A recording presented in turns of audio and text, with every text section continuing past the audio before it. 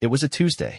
Not the kind of day that sticks in your memory, unless you're the kind of guy who remembers trash pickup schedules or when the propane tank was last filled. Just an average Tuesday, the kind that starts with burnt toast and ends with a stack of bills on the kitchen counter. Claire had run out to grab milk. Said she forgot it the night before. No big deal. We lived 2 blocks from the neighborhood market, one of those family-run places with creaky floors and a bell that rings every time the door opens. The kind of place where the cashier still hands you coins instead of tossing them into a tray. I was cleaning out the kitchen drawer while she was gone. You know the one, the junk drawer. Batteries that don't work, expired coupons, a pen that might have been blue once. Somewhere in that mess, I found a receipt. No logo, just faded thermal paper curled at the edges. It caught my eye because it was recent. Printed just 2 days earlier. I almost tossed it. Almost. But there was something about the time on it. 10:43 p.m. Claire had told me she was asleep by then. Said she was exhausted after her long day at the office. I remember clearly because I had gone to bed early, too. Didn't even finish the episode one was watching. So I looked closer. It was for a bottle of cheap red wine, a sandwich, and, weirdly, a pack of spearmint gum. Not Claire's usual choices. And the kicker? The cashier's name. Zeke. That's when I paused. Because I know Zeke. Everybody around here does. Mid-30s, tattoos up his arms, always smells like body spray and freezer-burned pizza. Works night shifts at the market and makes a point to flirt with anything that walks in wearing yoga pants and lip gloss. Claire used to call him Zeke the Creep when we passed the store together. And yet, here was a receipt, printed at 10:43 p.m., signed by Zeke, for items Claire never buys, on a night she said she was in bed by 9. I folded the receipt and slid it into my wallet. Not because I knew anything for sure, but because something small had shifted inside me. The kind of shift you can't see, but you feel, like a crooked picture frame or the way a dog stiffens before a thunderstorm. Claire came back 20 minutes later, milk in hand, humming something under her breath. I smiled. She smiled back. Nothing in her face said I'm lying to you, and I wanted to believe her. God, I wanted to believe her. But that receipt was still warm in my pocket. And that's when the first crack appeared. We've been married 11 years. Long enough to know how the other takes their coffee, short enough to remember who we used to be before life settled like dust over everything. I always thought of Claire as steady, predictable, in a good way. She meal prepped on Sundays, reminded me to floss, color-coded the calendar. She liked romance movies and scented candles and hated surprises, which is why she would never go out at 10:43 at night for wine and gum and some questionable deli sandwich. Unless she wasn't alone. Unless she didn't go out, unless she was already there. That night, I lay in bed next to her, pretending to scroll through my phone. She was already turned away, facing the window. I listened to her breathing, slow and even, and I started to remember the other small things. Like how she never wanted to cuddle after work anymore. Said she was too tired. How she laughed a little too hard at a text once and quickly turned the screen away. How she'd started wearing perfume again. The fancy one I got her for our anniversary, the one she used to save for special occasions. Lately, she wore it to the grocery store. Back then, I told myself it was nothing. Now, I wasn't so sure. The next day, I stopped by the market after work. Told myself I needed dish soap. Told myself I wasn't being that guy. Zeke was there, chewing on a toothpick and scrolling through his phone. He looked up and gave me a nod. Hey, man. Evening, I said, grabbing a basket I didn't need. I walked the aisles, pretending to browse. And that's when I saw it, Claire's favorite wine. Same one on the receipt. Half off this week. Right next to it, gum. The same brand. I tossed them both into the basket. Tossed in a sandwich, too. The exact order. When I checked out, I handed over a 20 and kept my eyes on the screen. Total, $13.42.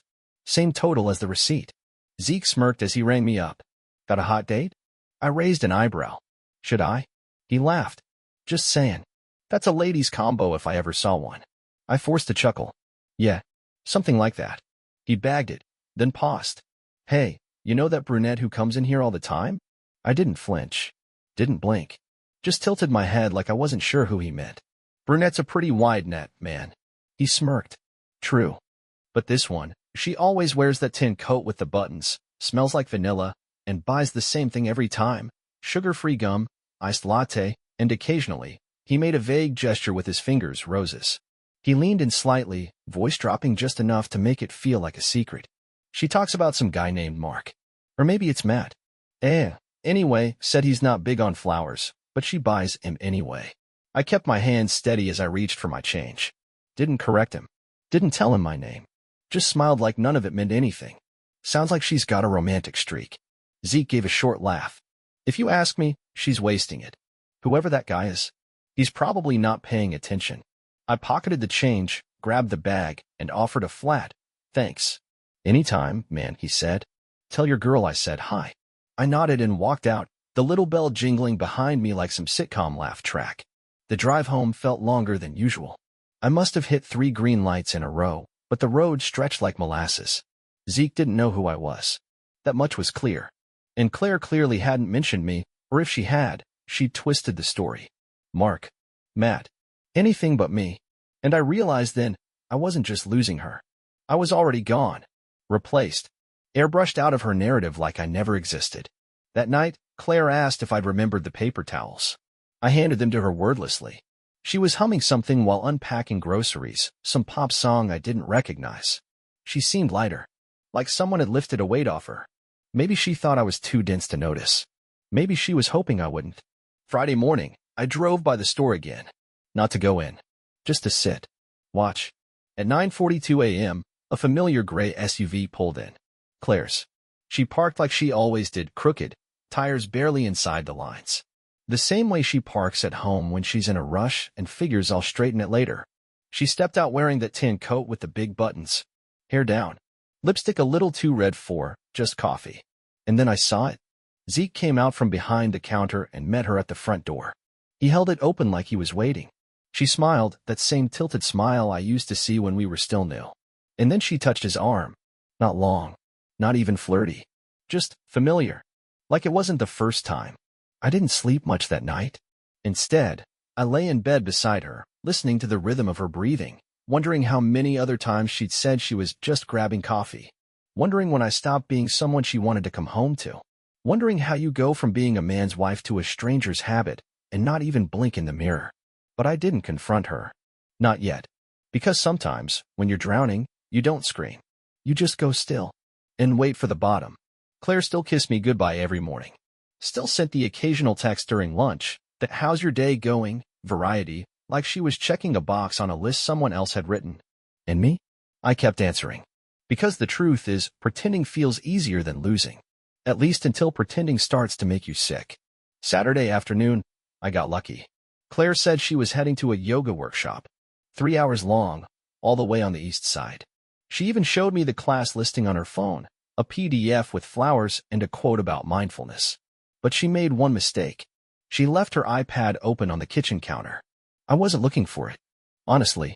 But when your wife tells you she's headed to breathe deeply in a room full of strangers and her tablet is still logged into iMessage, you don't walk away. I tapped the screen. Just once.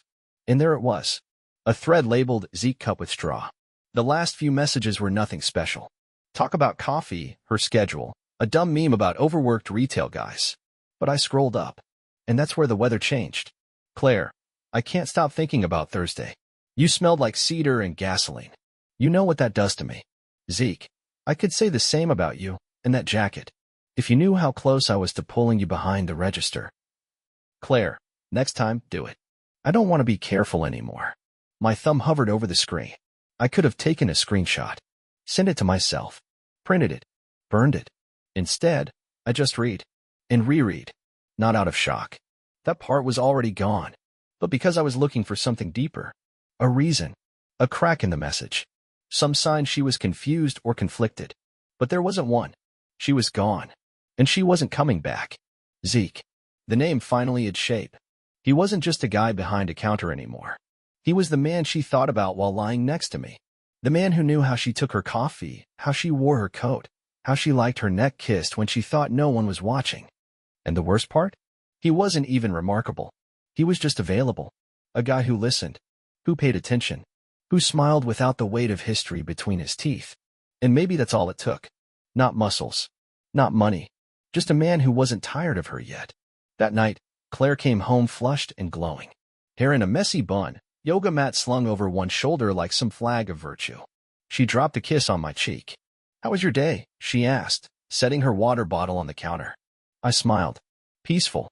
She nodded, half listening, already moving toward the fridge. You hungry? She asked. I thought we could do that pasta bake you like. I watched her move. So normal. So effortless in the lie. Sure, I said. Sounds good. But in my head, I was somewhere else entirely. I spent the next few days quietly collecting. I logged into our shared phone account and downloaded the call logs. I started a spreadsheet. Time, date, duration, number. Zeke had called or texted her 52 times in the past month. Almost all of them during errands, lunch breaks, or those walks to clear her head. I started noticing patterns. Gaps that lined up too neatly with store hours. With my shifts. With the kids' soccer practices. She was careful, but not careful enough. And I'd spent enough years fixing broken systems at work to know when the math doesn't add up. On Thursday, I went to Corner Mart again. I didn't go in. I just parked across the street and watched. At 11:57, Claire pulled up. Same coat. Same smile. She walked in with purpose. Not for milk or bread. She wasn't even carrying a purse. She stayed for 13 minutes. When she walked out, her hair was messier, and she looked happy. That night, she curled up beside me on the couch, legs tucked under her, head on my shoulder. We watched reruns of a show we'd both stopped caring about years ago. I played the part, even laughed when she did. But inside, I was already gone. I was just waiting. Because what she didn't know, what Zeke definitely didn't know, was that I wasn't the only one keeping score. And what came next was going to hurt them both, more than they could imagine. That weekend, Claire left town for what she claimed was a leadership retreat. Motivational speakers, team building, a trust fall kind of deal. I nodded along like a man who believed his wife was learning how to manage insurance policies better by spending 3 days in a hotel with no cell signal and a gym bag full of lingerie. She didn't know I'd already gone through it. Didn't know I'd seen the receipts in her Gmail. The travel confirmations forwarded to her other inbox, the one I only found because she used the same password for everything since college. And she really didn't know I'd called the hotel pretending to be her assistant. Got the room number. Got the name. Ezekiel McLean. Zeke. He booked the room. She just added herself. But that's not the twist. The twist didn't come from a hotel reservation. It came from a voicemail. See, I've been talking to a guy named Kenny. Runs IT for a buddy of mine at the sheriff's department. Good guy. Owes me for helping his cousin get a job after a DUI mess. I told Kenny I needed to track a phone. Nothing illegal, just informational. He didn't ask too many questions. Just said, send me the number. I'll ping the tower logs and voicemail backups. 2 days later, he sent me a zip file. I sat in the garage, opened it on my laptop, and started listening. The first few recordings were what you'd expect. Hey baby, call me when you're free, miss you. But the fourth one? That one changed everything. It wasn't Zeke. It was Claire. Her voice was shaky, rushed, almost panicked. Zeke, please don't do anything stupid. I told you, this isn't what we planned. He wasn't supposed to find out yet. And we don't need to go to the police. Not yet. Just delete the photos and wait for me to get back. I'll fix it. Photos. Police. Not yet. I paused the recording. Rewound it. Played it again. There it was. Claire wasn't just cheating. She was hiding something with Zeke, something bigger than a motel affair and some dumb jokes over iced lattes. And suddenly, the game changed. I drove out to the hotel. Not to cause a scene. Not to punch Zeke's face into the drywall, but the thought crossed my mind more than once. I went to confirm what I already suspected. I parked where I could see their room from across the courtyard. Lights off. Curtains slightly cracked. I waited. Nothing. Then, around 9:30, I saw Claire step out.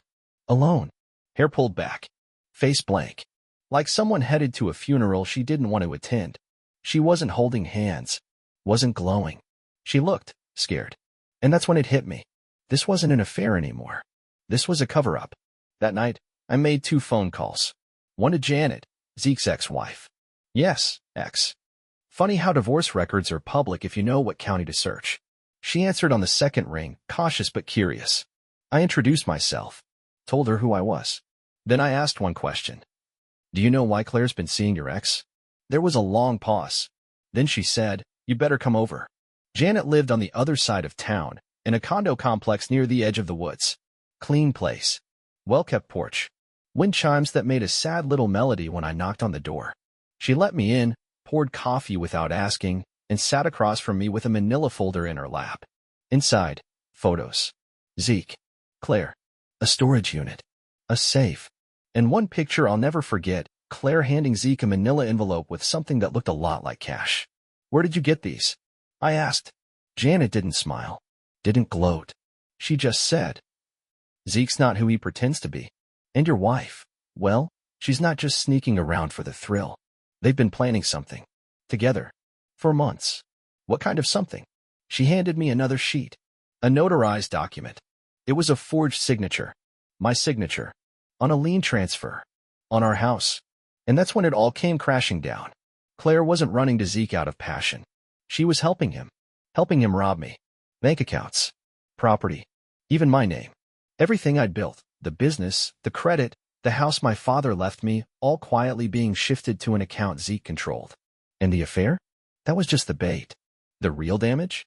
Was happening on paper. I left Janet's place in silence. Drove home with the windows down, the cold air cutting against my skin like punishment. This whole time, I thought the worst part was the betrayal of love. But that wasn't it. The real betrayal? Was trust. Claire didn't just fall out of love with me. She tried to erase me. That night, I didn't sleep. I sat at the kitchen table, staring at the notarized transfer like it might vanish if I blinked long enough. Claire had forged my signature. Or helped someone else do it. She had rerouted our accounts, shared private info, made backdoor moves behind my back. And yet, every morning, she kissed me like nothing had changed. It wasn't just the cheating anymore. She was trying to disappear me quietly, legally, efficiently. And she almost pulled it off. Almost. The next day, I called a lawyer. Not the one Claire would expect. I went with someone 2 towns over, no mutual friends, no small talk, no risk of someone tipping her off. Just a quiet, sharp guy named Eric with wire-rimmed glasses and the soul of a bloodhound. I laid it out for him. The documents. The phone logs. The photos. He flipped through everything in silence, nodding like a man who'd seen this play out a few too many times. At the end, he looked at me and said, "You're not just getting cheated on. You're being set up." Set up for what? He leaned back, laced his fingers behind his head. To lose everything. Financially. Legally. Maybe even your name. If you hadn't caught this now, 6 months from today, she'd be living in your house, driving your truck, and you'd be fighting for weekend rights to your own life. He paused. "You said she's out of town, right?" "Yeah. Supposedly at a leadership retreat." He smirked. "Well, I think it's time we return the favor." The next 48 hours moved fast. Eric pulled the bank records, flagged suspicious activity, froze joint assets, drafted an injunction on the house. He even found a second storage unit rented under a fake business name, with my social security number on the lease. And that's when we found the final thread. Zeke's name wasn't on any of it, but someone else's was.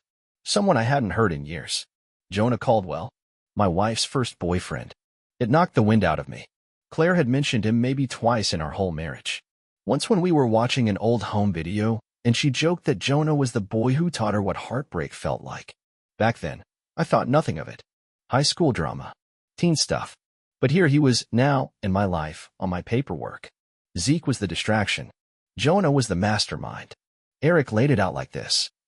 Claire and Jonah had reconnected last year, online at first, then in person. Zeke, who'd once worked construction with Jonah in another state, was their middleman. Their front. While I thought Claire was running errands, she was running documents. Transferring funds. Sitting in bank lobbies with forged IDs. Signing my name on things I hadn't even seen. Jonah kept his hands clean. Zeke got the affection. And Claire? She got to keep smiling at the dinner table, wiping her mouth with the same napkin she used to build her little empire of lies. It all clicked. The bouquet on the receipt? A signal. The leadership retreat? A rendezvous. And Zeke? Just the storefront. The real betrayal wasn't in the flirting or the sneaking around. It was in the orchestration. The teamwork. The long game. Claire didn't just fall for someone new. She teamed up with 2 men, one to touch her, one to erase me. And the sickest part? She was good at it. Really good. I spent that Sunday cleaning out the garage. Claire wouldn't be home until evening, and I needed to clear my head. That's when I found the old toolbox. The red one her dad gave us when we moved into this place. It hadn't been opened in years. Inside, under the rusted wrenches and half-dead batteries, was a thumb drive. I popped it into my laptop out of curiosity. What I found? Emails. Dozens of them. Claire and Jonah. Subject lines like Draft 2 and Schedule, July 15th. Attachments with forms. Signatures. Even a new will. One email stood out. From Claire Taylor at Gmail. To Jonah Caldwell 1979 at Yahoo. Jonah. I know you said we should wait, but I don't think I can. He's starting to notice things. If we don't do this by fall, we're going to lose momentum. You promised me freedom. You promised me we'd build something real this time. I'm not going back to being invisible. See? Invisible. That word stuck with me. She hadn't been pushed away. She hadn't been ignored. She had chosen to disappear me. When Claire got home that night, I was sitting on the porch, beer in hand, thumb drive in my pocket. She smiled, kissed my cheek. You okay? She asked. You look tired. I smiled back, just as easily. Yeah, I said. Just been thinking. Oh yeah? About what? I took a long sip. About what it's like to lose everything quietly. She laughed. That sounds dark. I nodded, then said, softly, but it's okay. I don't plan on going quietly. Her smile faltered for half a second. Just long enough. They say revenge is a dish best served cold. I wasn't looking for revenge. What I wanted was clarity and a clean shot. That Monday morning, I didn't kiss Claire goodbye. She was in the bathroom curling her hair, humming like someone who hadn't just spent the weekend finalizing paperwork to erase her husband. I poured myself a cup of coffee, grabbed my jacket, and walked out the door without a word. She didn't follow. Didn't call after me. I don't know if she noticed. I don't think she cared. First stop, my lawyer's office. Eric was already ahead of me. He'd prepped the emergency petition to freeze all accounts, not just the ones in our names, but any link to our home address, social security numbers, or shared tax records. We filed for a formal separation that same day, but we didn't serve her. Not yet. See, I wanted her to keep playing the game, because I wanted to watch her lose on camera. Next stop, Janet. I needed someone who knew how Zeke operated, and more importantly, someone who hated him enough to help. Janet was already 10 steps ahead. She'd been gathering evidence since the day Zeke moved out. Bank statements, messages, photos of him with Claire at that storage unit in Leland, the one listed under my name. What I didn't expect was the audio. Janet handed me a small recorder and hit play. It was a conversation between Zeke and Jonah, secretly taped in a coffee shop. Zeke, you sure she can keep him in the dark another month? Jonah, she'll do whatever we tell her. He still thinks she's just sleeping around. Zeke, man, he's gonna lose his mind when he finds out she signed half his business over. I paused the recording, heart thudding in my ears. You heard that right? I asked Janet. She nodded. Clear as day. You've got a real RICO case here, sweetheart. I cracked a smile. That's the nicest thing anyone said to me all week. That night, I got home before Claire. I sat at the kitchen table with a legal pad, a bottle of water, and every printed copy of the emails I'd found on the thumb drive. When she walked in, still in heels, still with that gloss smile, I watched her set her purse down without even glancing at me. Hey, you're home early. Yep. Everything okay? Getting there. She paused at the fridge, hand on the handle, sensing the shift in the air. Then she turned around and saw the folder. What's this? I tapped it. That's you.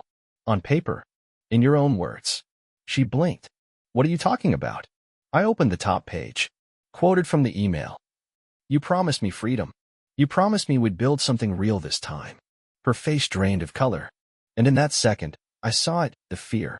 The awareness that the game wasn't hers anymore. I didn't raise my voice. Didn't accuse. Didn't call her names. I just looked her in the eyes and said, You're going to listen. And you're not going to lie. Because if you do, I'll have you in court before you can finish your sentence. She opened her mouth. I held up a hand. No, you don't speak. Not tonight. Tonight, I tell you exactly how this ends. I laid it out, piece by piece. The bank freezes. The lien reversal. The lawyer. The storage unit. The wire transfers. Jonah's signature on the LLC. The voice recording from Janet. She sat down halfway through. Didn't say a word. Just stared at the table like she could fall through it if she wished hard enough.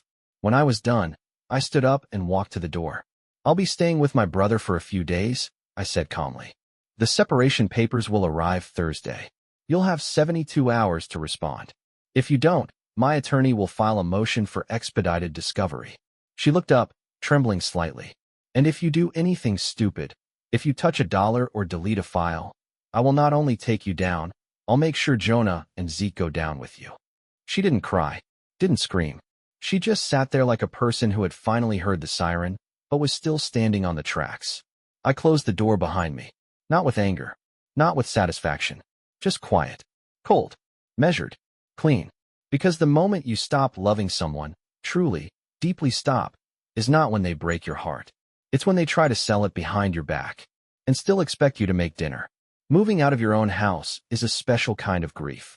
There's no funeral, no casseroles, no kind words, just cardboard boxes, silence, and a key you'll never use again. I left on a Wednesday. Didn't take much, a few shirts, my tools, and a photo of my dad that used to hang above the workbench in the garage. That was it.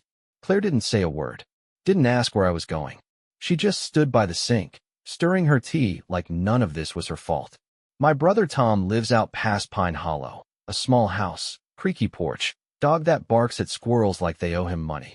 He cleared out the spare room before I even pulled in. Didn't ask for details, just handed me a beer and turned on the game. Sometimes that's all a man really needs. The next few days were quiet, but not the peaceful kind. I fixed a loose railing, helped Tom with his leaky faucet, took long drives to nowhere in particular, just to clear my head.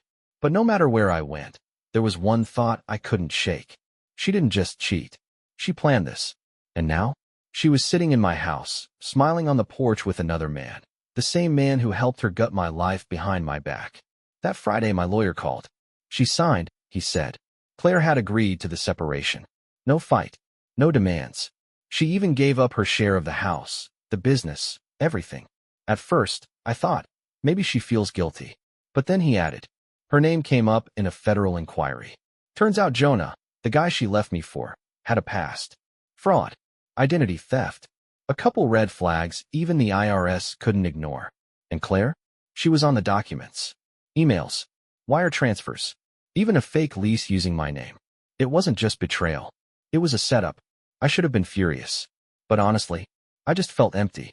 Like the part of me that used to care had already packed up and moved out weeks ago. I spent that weekend fixing up my dad's old shed behind Tom's place. Cleaned it out, put up a new light, set up a small bench. Nothing fancy, just a place to breathe. I hung a calendar on the wall, circled one date. October 18th, our wedding anniversary. This year, I'd spend it alone. And you know what? That felt more honest than the last 5 anniversaries combined. Claire called once, left a voicemail. Hey, can we talk? Not about lawyers. Just us. I didn't call her back. What was left to say? She picked her path. She crossed every line. A few weeks later, I got a letter in the mail.